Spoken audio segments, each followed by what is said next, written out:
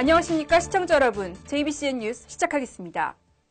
경기도의회에서는 현재 제302회 임시회가 진행 중인데요.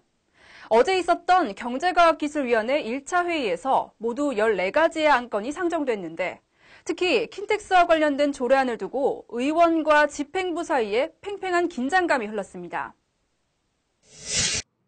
회의는 시작부터 삐그덕거렸습니다.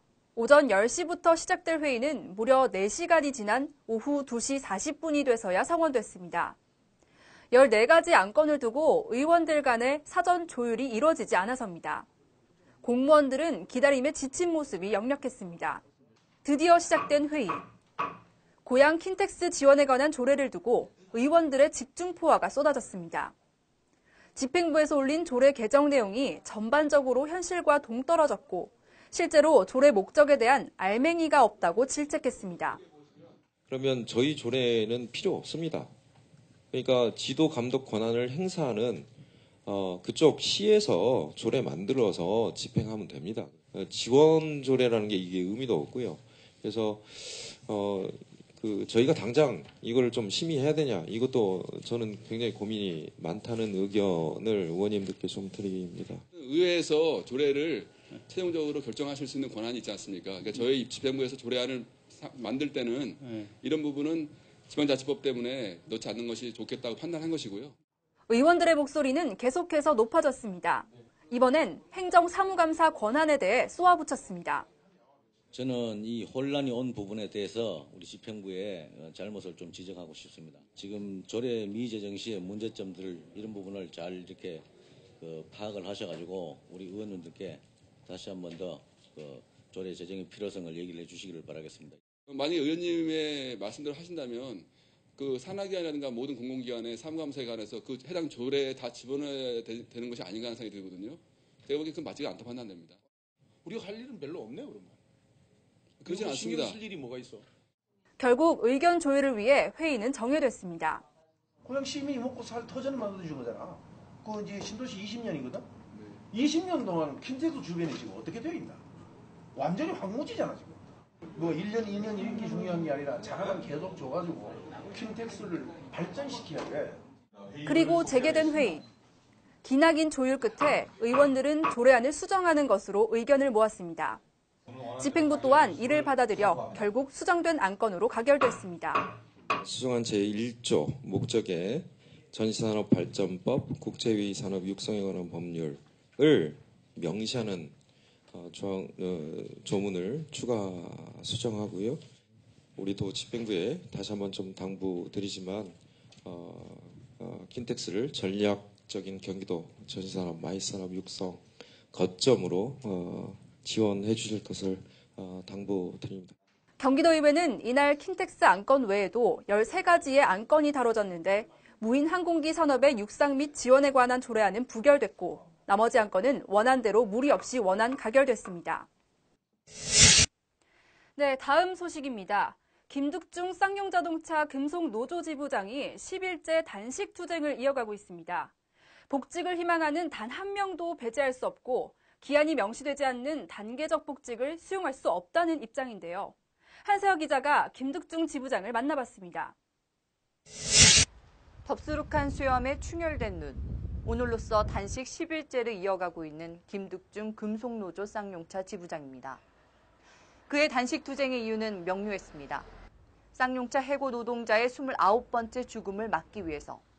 그러기 위해선 해고자 복직을 포함한 4대 의제가 관철돼야 한다고 그는 주장했습니다. 일단 1월부터 시작됐던 실무 교섭, 지지부장 이 교섭에 대한 책임을 통감하고 더 이상 29번째 떠나가는 동료가 이 죽음을 막기 위해서 또 온전하게 이 문제가 해결되기를 촉구하는 마음을 단식에 돌입했습니다. 쌍용자동차 지부와 기업노조, 회사는 2009년 9월 정리해고 투쟁 뒤 5년 5개월 만인 올해 1월부터 문제 해결을 위한 교섭에 들어갔습니다. 하지만 8개월간에 걸친 30여 차례의 교섭은 아직도 난항을 거듭하고 있습니다. 해고자 복직과 손배 가압류 철회, 쌍용차 정상화, 그리고 해고로 인한 희생자에 대한 지원 대책 등 4대 의제의 접점을 아직까지도 찾지 못했기 때문입니다. 특히 해고자 복직과 관련해 사측은 시기를 정하지 않은 선별 복직을 강경한 입장으로 고수하고 있습니다. 결국 김득증 지부장은 지난 31일 단식 투쟁에 들어갔습니다. 그는 정확한 해결점이 없다면 이 싸움은 끝나지 않을 것이라고 말했습니다. 저는 지금 현재 4대 의제를 포함한 해고자 복직 관련해서 온전한 해결이 될 때까지 제 체력이 있는 한 무기한 단식을 할 생각입니다. 그러면서 김 지부장은 문제 해결을 위해서는 이제 회사의 노력과 결정이 남아있다며 쌍용차 문제의 완벽한 해결을 위한 회사의 결정을 촉구했습니다. 2009년도 함께 사실 쌍용차 정상화를 위해서 현장에 땀 흘리고 일했던 동료들입니다. 지난 7년 동안 정말 힘들고 고통, 아픔, 여러 가지 갈등 속에서 지났던 세월, 공장으로 돌아가겠다는 일념으로, 일터로 돌아가겠다는 일념으로 왔던 이 해고자들의 교섭이 열린 만큼 빠르게 조속한 시일 내에 현장에서 함께 웃으면서 일할 수 있도록 회사의 결단이 필요하다. 다시 한번 촉구합니다.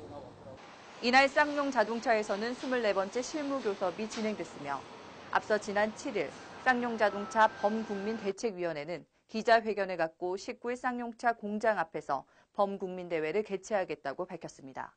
JBC 뉴스 한사입니다. 네, 다음은 간추린 소식입니다. 어제 오후 평택 불악 종합사회복지관 3층 대회의실에서 학부모 100인 원탁 토론회가 열렸습니다. 새정치민주연합 전국여성위원회가 주최하고 새정치민주연합 평택갑지역위원회 학부모위원회가 주관하는 이번 토론회는 현실에서 느끼는 교육 문제들을 학부모들이 직접 토론하고 해결점을 도출해보자는 취지에서 마련됐습니다. 원탁 토론회로 진행된 이번 토론회는 참석자들 모두가 토론에 직접 참여하는 방식으로 진행됐으며 토론을 통해 실현 가능한 평택 지역의 중요 교육 의제를 결정했습니다. 좀 더 현실적으로 저희 아이들에게 맞는 좀 교육을 좀 시키자 해서 여러 학부모들의 소중한 소리를 들어야 되잖아요. 그래서 저희가 원탁 토론을 마련하게 된 계기가 됐고요. 저희 이 자리를 빌어서 정말 이 기본이 돼서 저희 아이들이 정말 평택시에 있는 우리 아이들이 정말 현실에 맞는 그런 교육들을 받고 향후 정말 대도시 못지않은 그런 교육들을 좀 혜택을 좀 많이 받으면 하는 바람입니다. 외국인 보이스피싱 조직 인출책들에게 경찰관을 사칭하고 전기 충격기를 이용해 1,500만 원 상당의 현금 등을 빼앗은 3명이 경찰에 검거됐습니다. 또 이들은 보이스피싱 조직 인출책으로 활동한 경험이 있어 범행 대상인 외국인 인출책을 쉽게 구분할 수 있었으며 외국인 인출책들이 신고조차 할 수 없다는 점을 이용해 치밀하게 범죄를 준비한 것으로 경찰은 밝혔습니다. 경기지방경찰청 지능범죄수사대는 강도 피의자 오모 씨 등 3명과 보이스피싱 조직 황모 씨 등 대만인 인출책 2명 등 모두 5명을 특수강도 및 사기 혐의로 구속했습니다. 화성시는 지난 6월부터 시범 운영하고 있는 불법 광고물 시민참여수고보상제를 확대 실시하기로 했습니다. 시민참여수고보상제는 시민들이 직접 불법 전단지나 벽보 명함 등 유동 광고물을 수거해오면 보상금을 지급하는 제도입니다. 이번 확대 실시되는 보상제는 기존 만 65세 이상 어르신에서 화성시민이면 누구나 참여할 수 있도록 나이 제한과 보상금 지급 기준을 상향 조정했습니다.